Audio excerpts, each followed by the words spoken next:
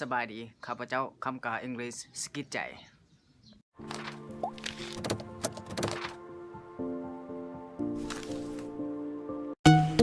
สบายดีมื้อนี้ข้าพเจ้าคำกาอังกฤษสกิดใจจะมาเฮ็ดคลิปสอนภาษาอังกฤษเกี่ยวกับการแนะนำตัวเองภาษาอังกฤษอ่านว่า introducing oneself คลิปนี้เป็นคลิปอีกที่ข้าพเจ้าเฮ็ดขึ้นมาจะได้กับฝากให้ทุกคนกดติดตามchannel ของข้าพเจ้าเด้อวันนี้เรามาเบิ่งคำถามตัวนิมิตที่ว่าเจ้าชื่อหยัง What's your name What's your name ตัวอย่างว่าค่อยชื่อจอห์น My name's John My name's John โอเคตัวนี้เราสามารถเปลี่ยนได้ตัวอย่างว่า My name is คำกา My name is John My name is Kathy โอเคมาเบิ่งต่อไปข้อที่2แม่นเจ้าอายุจักปีแล้ว How old are you How old are you ตัวอย่างว่าค่อย19 ปี I am 19 years old I am 19 years old โอเคตัวนี้แสดงว่าค่อย17 ปี I am 17 years old โอเคต่อไปโอเคเรามาเบิ่งคำถามต่อไปเลยเจ้ามาแต่ไส Where are you fromหรือว่า where do you come from เขาจะใส่ตัวใดเขาจะใส่ตัวใดก็ได้ตัวอย่างว่าค่อยมาแต่ประเทศอเมริกา I am from America I am from America โอเค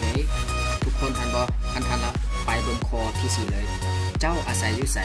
Where do you live Where do you live ตัวอย่างว่าค่อยมันI live in Nonbogel village I live in Nonbogel village โอเคทุกคนสามารถใช้ได้บ้านใดเปลี่ยนแต่ว่าบ้านแล้วก็เปลี่ยนชื่อบ้านใช้ได้โอเควันนี้เรามาเบิ่งข้อที่5แม่นเจ้าเฮ็ดเวียกหยัง What do you do What do you do วันนี้มาถึงถามอาชีพเราลองมาเบิ่งตัวอย่างคำว่าค่อยเป็นนักศึกษาอยู่ประเทศสิงคโปร์ I am a student in Singapore I am a student in Singapore โอเคมาเบิ่งข้อที่6กันเลยข้อที่6นี่แม่นอาหารที่เจ้ามักที่สุดแม่นหยัง What's your favorite food What's your favorite food ตัวอย่างว่าอาหารที่เจ้ามักที่สุดแม่นต้มไก่ My favorite food is soup chicken My favorite food is soup chicken My favorite food is soup chicken โอเคข้อที่7ยินดีที่รู้จักเจ้า Nice to meet you Nice to meet you ถ้าเราจะตอบกลับว่ายินดีที่รู้จักเจ้าคือกัน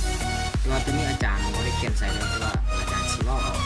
ถ้าเราจะว่ายินดีที่รู้จักเจ้าคือกัน Nice to meet you too Nice to meet you too โอเคสุดท้ายนี้อยากขอขอบใจแล้วอย่าลืมกดติดตาม Subscribe Channel ของคำกาอังกฤษ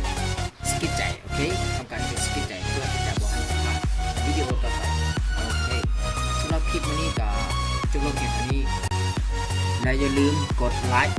กดแชร์ให้เพื่อเป็นกำลังใจให้คลิปวิดีโอต่อไปสุดท้ายนี้อยากฝากให้กดติดตามและที่สำคัญอย่าลืม practice your English